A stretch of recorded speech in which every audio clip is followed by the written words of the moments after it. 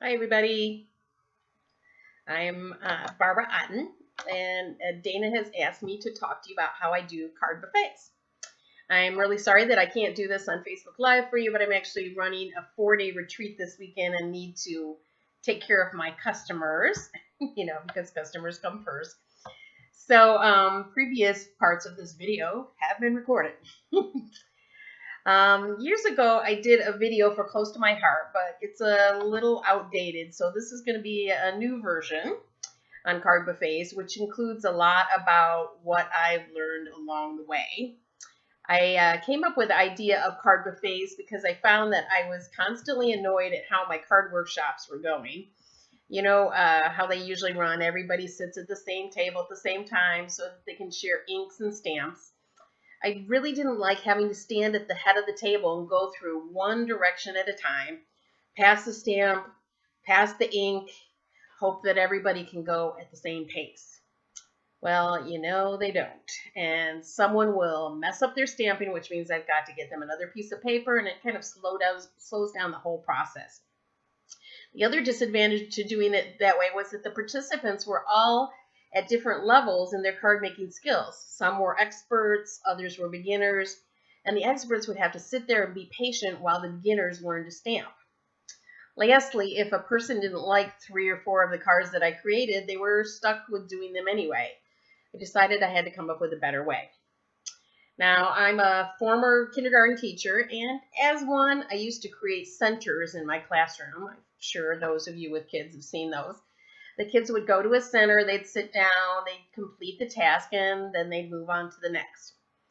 I also had been to a stamping workshop with another company, and went there once, and when I saw them, they did the same kind of thing, where they would kind of have centers at different tables. The participants would sit down in groups at a table with a card, finish the card, and then move on once the consultant told them that it was time to go to the next table. They did this as a group, and sometimes some were done with the card at their table, but sometimes they weren't. Using these two things as inspiration, I came up with a card buffet that would solve all the problems that had been annoying me. The actual naming of this type of workshop using the word buffet was someone else's idea, and I don't remember who came up with it, but it is a great name because it really explains it well. So let me tell you how I do this. Back when I first started doing card buffets, I used a type of bin that some of you may have seen in dollar stores. It has a little handle on it, like 3 sections and stuff. It really looked cute and held everything neatly. Our stamps actually fit in it perfectly, but they were very hard to transport. They didn't stack inside of each other or even on top of each other. I would have to put on all the seats in my vans and slide them in one at a time and then take them to a customer's house 2 or 3 at a time. It took me forever to get in. After several years, I decided that a plastic shoebox like this would be a much better holder. They come with the tops, so if you want to stack them that way, you can. But honestly, they still took up a little too much room for me, so I instead set them inside of each other. So let me show you how. Like this. I hope you can see this on the video. But they fit really nicely down inside of each other. You have to be careful because you want everything to be flat inside the box to do it, so nothing gets scrunched or anything. But they worked really well that way. And then those kind of bins could now fit into these big old $5 bins that I get in my local store. And I could get like 15 of them, 15, 16 of the little bins in this. Makes it really, really easy for me to take into a house or into a church or wherever it is that I'm having my workshop at. They don't take up very much space in my car either. I don't always have to put down my van seats or anything. So let's look at an individual bin here. I've got one here. Oops, I'm dropping things. Let me tell you the things that are in this, okay? So first, we'll start with this. This is the card example. And in the card example, I have it in a plastic bag. It has a plastic envelope. You can get these envelopes from clearbags.com. That's one of the places and stuff. I do not stamp inside of the card normally, so there's no reason for the guest to take it out of the envelope. This keeps the cards really nice and neat and free from fingerprints. But if you do decide you want to stamp inside, what I recommend instead is that you cut a piece of cardstock that is the same size as your card, stamp on it what you were going to stamp inside, and then just put it here on the back. That way they still don't have to see have to open the envelope or anything, but they can see what's supposed to go inside the card. Just make sure that you tell people that that's what you've done, or they will end up stamping on the back of their card. So, you have to really explain it to people. So you want to do a really good job with that card and make sure that you don't have any glue showing or smudges, ragged paper, or general messiness. Your card should look appealing. But what if you don't think you are creative? Do you need to come up with all your own ideas? No. When I first started, I had only been making cards for just a year. Remember that nobody attending these workshops cares where the ideas come from. So I start first by copying cards in the catalog, especially now. They're just so beautiful. And then I go onto the Close to My Heart consultant boards. And as you, I'm sure, have seen, the cards there are incredible, and get ideas there. I also find other ideas on Pinterest, and I do come up with my own now because I've been doing it for years, and I have a lot of patterns I like to use. Now, do I use retired stamps and paper? Yes, I do. But usually it's because I still have those stamps and paper for sale in my cash and carry. Not always, though. If I am trying to use up old stuff, I will sometimes put it in the card buffet. Also, if I'm inspired by something, it might lead to a card in the buffet. For instance, I was just organizing my paper the other day, and I came across one of my favorite packs, Hello Lovely. And I don't have any of this paper for sale, but I love that paper. And I do have lots of leftover sheets of it. Makes me want to create a card for the buffet, so I probably will. But you got to make up your own rules on this, but I do recommend that the majority of your cards are using new stamps, inks, and paper packs that are available for order. Now, next thing I have in my magic little box here is the card bases. So I do buy them from Close to My Heart. But when I was first started out, can you see them okay? When I first started out, I cut my own from cardstock. So you got to do what fits your budget. Also, back when I first started, I couldn't afford to give envelopes with the cards. Now I can, and I do, but you do not have to. People really rarely ever complain that I didn't give them envelopes. A lot of them, they're seasoned card makers, and so they have them at home already. I don't tend to put those envelopes in the boxes, though, with the cards. Instead, I go all around the room at the end of class and ask each person how many cards they've made, and then give that many envelopes. It's kind of an inventory control for me because I'm afraid if I leave too many in the boxes, they might disappear. So another thing that you're going to find in my boxes are the pieces that go on the card. And here's just some of them for this card. Let me take them out so you can really see them. But I like to put them in baggies so that they stay all nice and neat. And like a couple things, like this is embossed, right? So I don't usually let them use the embossing machine, whatever it is. I usually just do it ahead of time. Saves time a little bit for them. Saves me kind of some effort to have to take them over to the embossing machine if they've not used it before. Saves them effort. But if you don't mind bringing an embossing machine, it's a great technique to teach them if they've never done it before. Most of my people have, so I really didn't need to teach them how to do it, so it's just easier to have it in here. So all these go back in the baggie when you're done.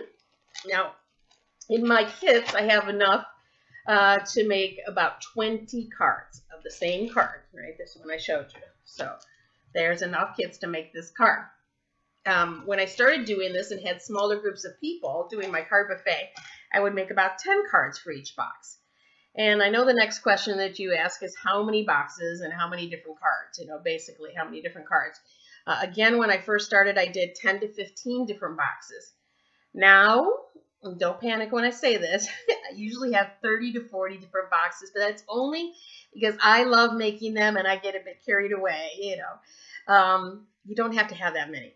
The best rule of thumb is to have 2 to 3 more boxes, or basically cards, than the amount of people you have coming. That way they're going to get a variety of choices, and don't have to share boxes.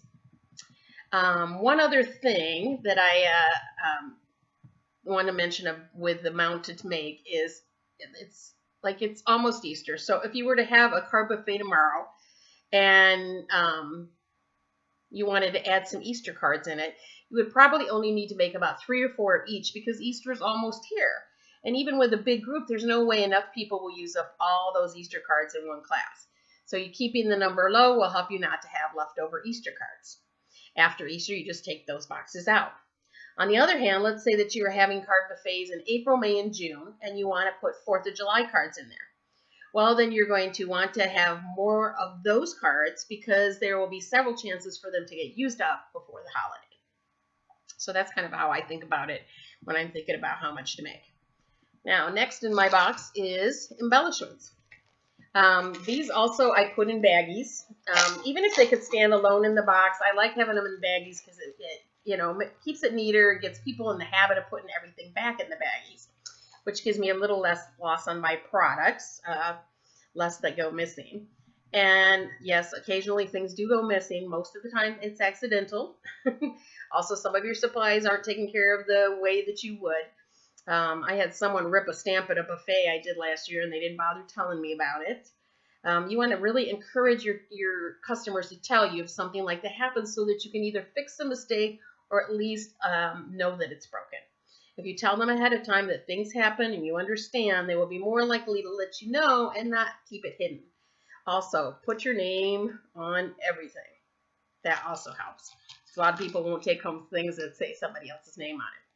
Now, in some boxes, let's put this aside, you might have some kind of a tool. Here I've got a dauber, or maybe you'll have an embossing tool or something else. But in general, the tools are going to go in a separate place, which we'll talk about in a bit. The next thing in the box will be your stamp. I want to put your name on that too. If you resell used stamps down the road, you might want to put your name on a Post-it inside of the stamp envelope instead. Won't make it quite as protected from theft, but it will have your name on it, and for most people won't accidentally take it that way. Want to make sure that you explain how to take the stamp out of the carrier sheet carefully so that it doesn't rip, how to ink it, how to use the foam sheet inside, how to clean it, and how you'd like it to be returned to the envelope. Don't assume that people know. The last time I did a card buffet, I did take them through exactly where I want the foam in here and where I want the stamp and where I want the paper and stuff like that. And they were so much better when I was very, very specific with them. Lastly, in my box are the directions. And there they are. On these, I put the name of the card, the inks that are needed, and simple directions. Most people don't read them at all, so if there's something on the directions that is very important that you want them to know, you want to either write it in all caps or highlight it with a highlighter. Otherwise, you'll find that they start to mess up cards, and then they're using more parts than they need to, and it just gets to be a pain. I do the directions on my computer. I print them on really cheap copy paper, and then I glue them onto cardstock to make it stiffer, and then I just trim it around it. This is a great way to use your old cheap cardstock you want to get rid of, or use up your scraps, because we always have too many scraps, right? So what types of cards do you need to make? The basic types are first, like birthday, get well, congratulations, sympathy, thinking of you, anniversary, encouragement, new baby, thank you, graduation, love, and friendship. And then you'll want some for the upcoming holidays like Easter, Mother's Day, 4th of July, Thanksgiving, Christmas, etc. Once in a while, you want to throw in some more unusual ones, like maybe a ribbon card for cancer, or bon voyage, have fun on your trip cards, or new home, back to school, baptism, and retirement, just to name a few, because you wouldn't believe all the requests that I get for different types of cards. So you want to make sure you're throwing them in there. If you Google card categories on the internet, you're going to find a lot more than that. So good ideas. Use stamping on almost all of your cards in your card buffet. You have to get our stamps into your customers' hands so they know how awesome they are. I rarely have a card that doesn't require stamping. Use the stamp of the month. You can make cards with whatever stamp might be the special one for this month. Like I know there's a Zoe stamp this month for April. This will help you sell those products. Try to do different techniques on your cards. So one could have heat embossing, one could have coloring with markers, one could have fancy folds, another could use the zipper thin cut. I'll be showing you one like that. Use your buffet as a way to show off our different products, plus teach them at the same time new techniques that they haven't learned before. Now on to actually doing a card buffet. First of all, you can pretty much do them anywhere. I've had them in people's houses, really small houses, where I put the boxes on their couches and chairs and their steps, their staircase, all that kind of stuff. I've also had them in senior centers and churches, at crops, wherever you can put down your boxes and they have a table for people to sit at, you can have one. I just load up my van with the boxes, which now takes just a few minutes because I can move so many cards in a couple of large bins. Usually I end up with 4 bins. I add in the tools, the inks, the blocks, and whatever else I need into another large bin, and I'm good to go. For pricing, I used to do $10 for 2 hours, but that really was way too low. I recommend instead you charge about $20 to $25 for 2 hours, depending on the amount of products you use on each card and the quality of the cards. For example, this Easter card, I did quite a long time ago. I've had this one forever in my thing. It's very simple. It doesn't use a lot of product, and it didn't take much for me to prepare. If your card buffet is mostly this type of card, you can go for the $20 price. This card, however, took me a lot more time to make. It has a flower border die. It took the zipper pull, which you have to be really careful of, so it took me longer. You want to get it right in the center of the card and stuff like that. It has 2 different heart dies. This took a long time for me to cut out, and also has many layers on here.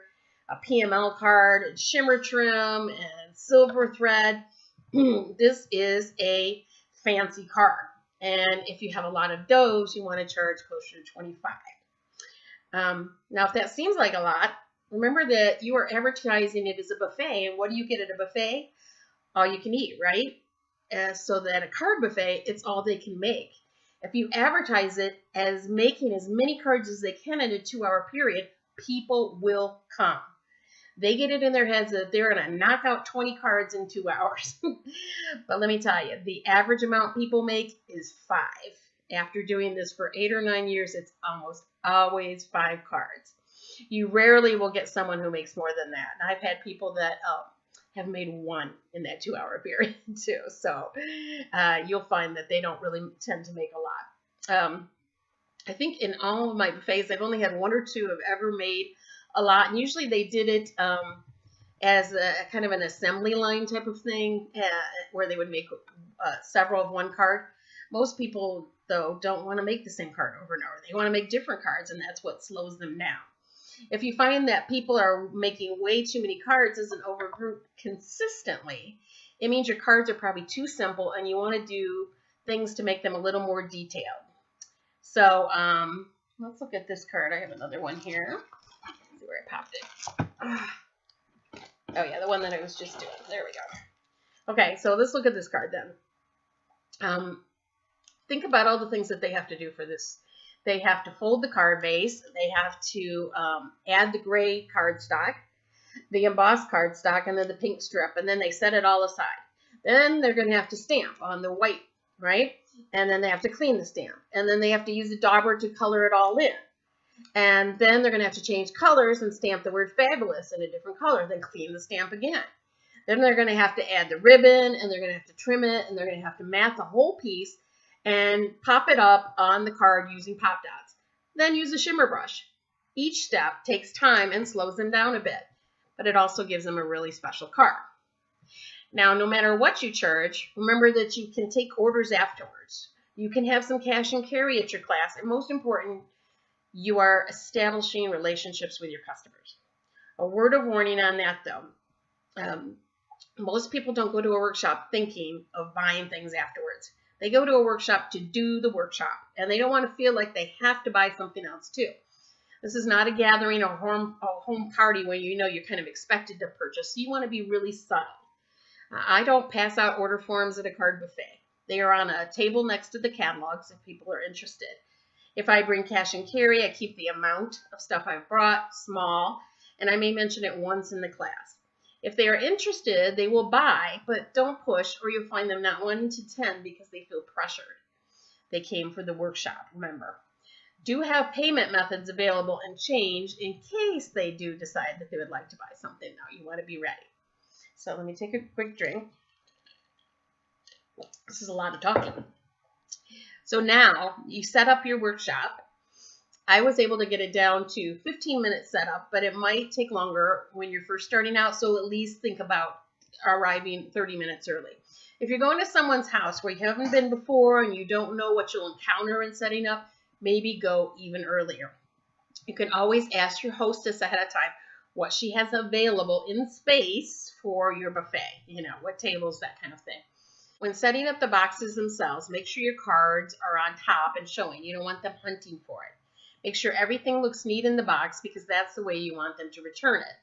On another table or a couch, you want your tools. You'll need inks, blocks, stamp cleaner, and scrubber.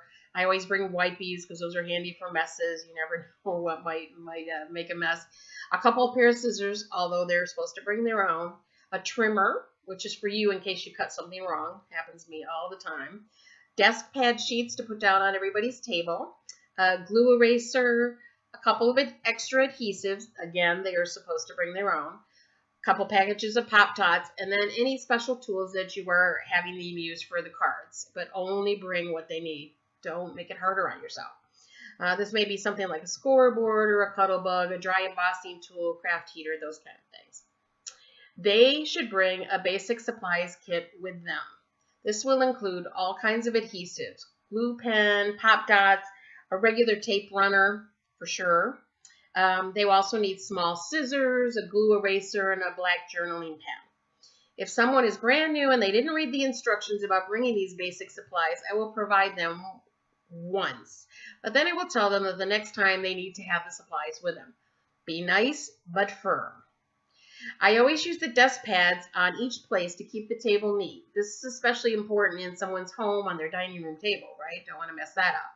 Let people know that they can use the sheets for practice stamping, for stamping off, or whatever else might be messy, as you'll just be throwing them away later anyway. Buying desk pads can be done under supplies link on your website. It's a great bargain, and I use them not only at my buffets, but at my crops too. Now, once the customers arrive, you want to greet them and have them find a seat. Then you will explain the procedures on doing the cards. You might find that there's people that want to grab their card box because they've done this before and they want to grab it, take it before anybody else gets their favorite card. Don't let them do it. I only do that for my really, really favorite groups. You want to make sure that all the rules and procedures are explained first. So you're going to tell them that they can choose whatever card that they'd like to make, and they will take the whole box to their seat, whole box. More than one person can work out of a box, but you'll find that most people want to have a box to themselves. Before they head back to their seat, they'll need to pick up the inks and the blocks that they need for their cards. If you have a ton of people at your workshop, you can have them do this when they are ready to do their stamping instead of holding on to the inks and blocks while they're putting the rest of the card together. This kind of helps prevent people from having to wait for them. So you can either, depending on how many people and how many inks and stamps you have and blocks you have, you can either have them pick them up when they get the box or later when they're ready to stamp on their card. While we're talking about this, let's mention how many inks and blocks you need. If you can afford it, it's handy to have one whole set of our blocks. If not, go with what you can afford, but choose the most versatile blocks. If you want to know what I recommend, ask in the comments, and I'll answer later. I have large groups doing my buffet, so I have 2 complete sets of blocks. Had them forever. This is not necessary most of the time, though. One set really will do. Remember that you can get these free with Hostess Rewards and CTMH Cash. As far as how many inks you have, you don't have to have them all at all. You definitely don't need doubles, so don't buy doubles on them, except in the case of black. But even in that case, if you had our regular black, our archival black, and our intense black, that's 3 blacks. That's going to be plenty for all your people to use. Look at the inks that you have and use them, all of them. So in other words, try to use a different ink on each card, and that will help avoid a lot of overlap. At the very, very least, buy 3 blacks and 3 to 5 other colors, and you should be good to go. Again, these can be purchased with your Hostess Rewards and CTMH cash too. I do own all of our inks, and I take them in an organizer, but I collected most of those inks free through rewards. So keep in mind that when you're using your rewards and CTMH cash, instead of using them to buy something for you to play with, purchase some things that will help you with your business. Now, once they're back in their seats, they're going to take out an example card and look at it to figure out what they will need to do to get out of their baggies. So here's the example card. And what happens is almost always when I've made a card, there'll be one of each item that they'll need. And so like in this particular card, everything is in one baggie, but sometimes they're in many baggies. But usually one of each item that's in the baggie is what they're going to need, okay? Except when you get down to embellishments and stuff. So they take out the pieces and then they follow the directions, or at least they look at the card example, and then they can start putting it together if they don't want to read the directions. If they need help, they call you and you come over. The more often that you do this for the same people, the less you have to help. That's the great benefit of doing these card buffets. I spend most of my time just wandering around the room chatting and looking for reasons to help because they're pretty much very self-sufficient. Even first-time card makers have it down after the first card, and you barely have to help them. One quick tip, people make mistakes on their stamping. If they make a mistake, have them first turn over the paper that they're stamping on and then stamp again. If they ruin the whole piece or they are stamping on a die cut that isn't reversible, then just let them take another piece of paper or die cut piece. I always make extras for the stamping that's going to be done on the card. Extra die cut images or extra pieces of cardstock. It's really smart so that you have enough pieces for every card right up to the last card in the box. And then they don't have to feel real guilty about using a second piece. If you got somebody that has to use piece after piece, that could be an issue, and maybe you need to start saying it's good enough. You know, it doesn't have to be perfect. After they finish the card, you need to have them make sure that they clean the stamp, and then they replace everything the way they found it. Putting things back in the baggies, putting the tools, the stamps, and the blocks back on the table, not in the box. Make sure that you educate them on how to use our spray and our scrubber, excuse me. Way too much talking about this. There are 2 very important things they need to know about using our scrubber so that they don't ruin it. If you want to know about those ask me in the comments.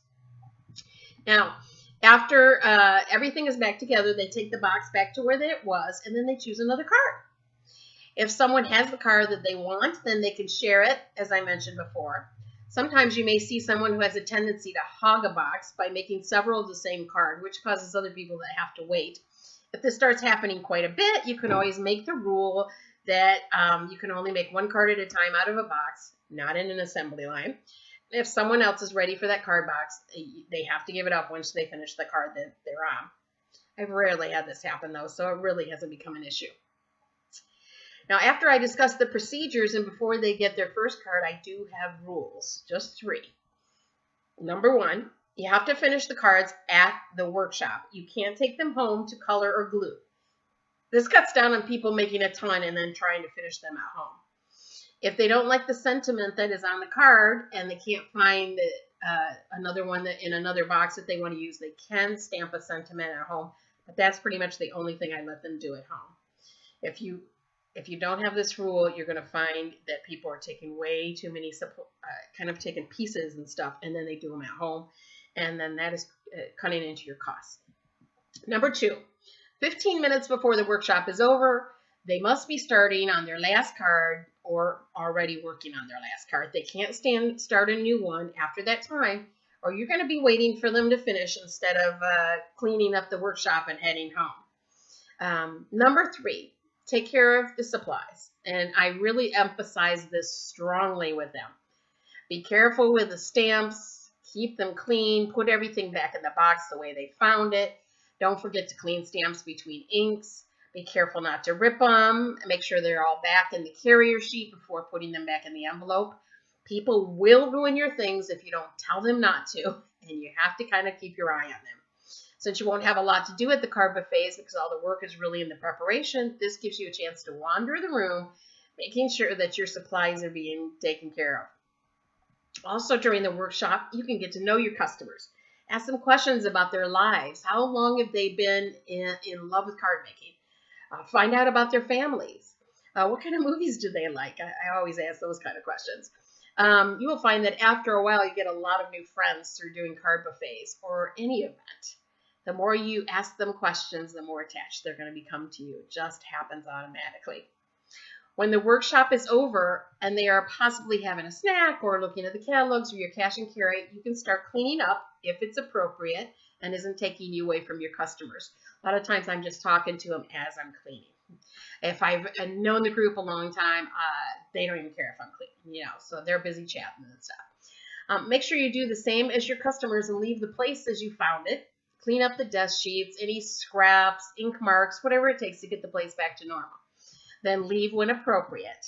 If it's at someone's house, you can leave during their snack time, or if you're at a church or center, you want to make sure you know the rules of the place and know if you have to get everybody out before you leave or if they're fine being able to stay there afterwards. Once you are home, go through each card kit in the next few days to check and see if everything is back in the way it's supposed to be and ready for the next workshop. I usually do this the next day. I always re-clean every stamp in every box because you never know if it was really cleaned enough, but that might just be me. Check through everything. If you wait until the next workshop, things that could have been fixed right away, like maybe an ink top comes off or something, that may not be repairable if you wait too long. In each box, make sure that you have enough supplies for more cards. If it's a card that's going to be around for a while, you will probably have to cut more pieces. Refill it if so. If you're down to the last few cards and you still want to use it, but not for more than one more buffet, don't refill it. And then when it runs out, it runs out. And it's okay to run out at the buffet. If you have a card that's done because the holiday has passed or you're just, bored with it, take it out of the buffet. I normally will put all the remaining cards together myself, and so it's not wasted, right? And put them in my stash to send out to people, my friends and family, or I keep it for gifts for customers and team members. In between card workshops, I make new cards. If you just made one new card a week, you would have a perpetual card buffet, and you could just rotate new ones in as old ones retire. This would take very little effort on your part as you can make up a card kit in less than an hour. If you come across a great special, like we had that Rose Blossoms card kit, had 3 different designs in it, you can make them all up in one afternoon into kits and be done for 3 weeks. Look ahead at the calendar, see what holidays and events might be coming. This time of year, I would have some Easter cards, graduation cards, Mother's Day, Father's Day, and 4th of July cards, along with the regular get well and birthday type cards. You also want to look through your buffet and see what you might be missing. Do you have enough thank you cards? How about a sympathy card? See what's missing and make a new card. Make sure you've covered several categories. Having a card buffet has lots of benefits. If someone calls you up and wants to book a party, you automatically have a great selection of cards to use for a make and take right in your buffet. No need to create something new. Same with doing make and takes for a craft show or an expo. Just grab them from your buffet. I also bring my whole card buffet to the crops I throw. I charge $25 for 20 cards that they can make throughout the weekend. They stop at 20, and since my buffet is already ready to go, there's really no work on my part other than setting it up and putting it away. I don't even have to pay attention to them, and rarely do they come and ask me a question about it. Yeah, I lose a little bit money on that, but it's a great draw for people to attend my crops. It's something that makes my crops more unique. But you could also, if you want to get more money from it, you can also charge by the card at a crop. Just put a jar up there and have them put their dollars into it. I charge $2 per card to those who don't opt to buy the $25 buffet. So I have my buffet money, and then also I get more money from the jar. Your card buffet is always ready to go. So if someone called you up and wanted you to bring it tomorrow to their event, you could. Another benefit is that all the work is in the prep. At the actual workshop, there's not much to do. Also, everyone makes just the cards they want to make at their own pace, and with so many to choose from, they all go home happy. Few final tips. Making cards for a buffet is easy. When designing cards for your buffet, you can use your current or retiring cards in a new way. In the past, I've just changed the orientation of a card, from horizontal from vertical to horizontal, right? And then change the stamp that's on it, and it's just still the same pattern. I've just moved the way it is. Another thing I've done is I use the same pattern again and again, and I see my cards for that have fallen on the floor, so hold on one sec. So I love this pattern. See if I can do this back a little further. Upside down. Okay, so this is the same pattern twice, right? Just different papers, different stamp sets, and different ribbons, right? But still super cute cards. So, you don't have to come up with something new every single time. Now, you want to make your buffet economical. Use bulk paper. Use your scraps. Go through your stash and find half-used embellishment packages that you never finished using because they were with a workshop or something. Don't feel your cards have to be fancy. There is no need to be an expert card maker or even really creative at all because there's so many ideas out there you can just copy. So I have a challenge for you. Plan a date for your first card buffet. You could have 10 boxes made in 10 weeks by making one card a week. So if you schedule one for about the first or second week in June, you will be ready. Start advertising now and get the sign-ups so you are forced to get going and follow through on this plan.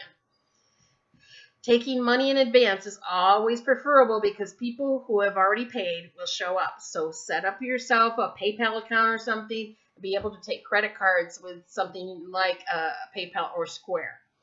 Keep good records of who is attending your workshops. Have an email or phone number for each person so that you can let them know when the next one is. You can even have people sign up at your current workshop for the next one and get their money then. You can set up a Facebook page with your upcoming dates if you like, and then everyone can plan accordingly because they'll always know when those are coming up. So that's pretty much it. And I got to tell you that my card buffets over the years have brought me a lot of customers, and they've led to other opportunities that have helped me expand my business. I'm really sorry that I couldn't be there live with you, but I will answer any questions you put in the comments, and you can feel free to contact me privately anytime also. Hope this helps. Get out there and do your first buffet.